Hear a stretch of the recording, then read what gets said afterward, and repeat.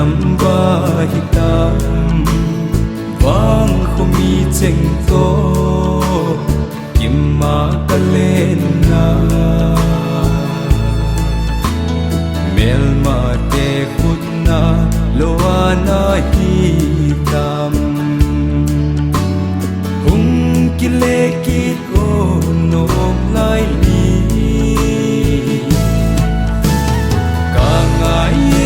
ka neo lai ya ka sun nun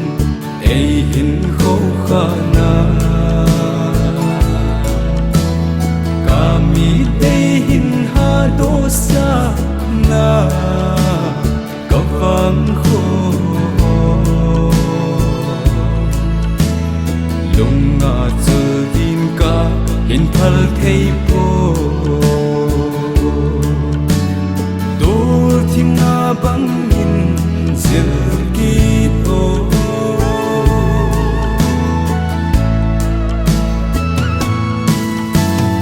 o akam nei alam ki choi sel mel mate pus mun asu kam hiel tai lung lo kit thei ding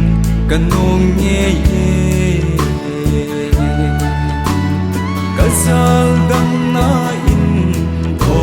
ka den ka ngai ye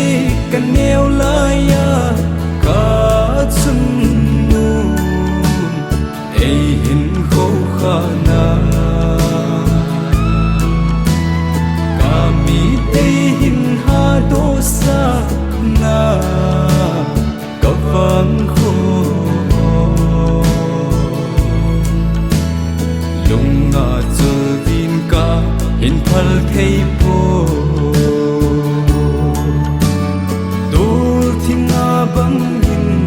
zil ki to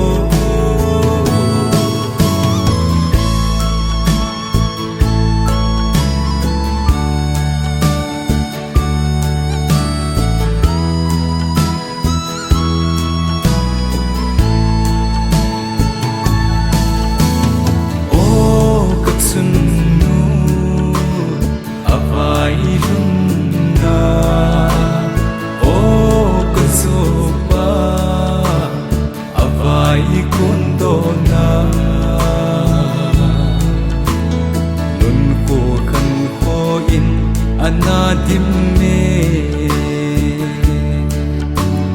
ka chun nun ei hin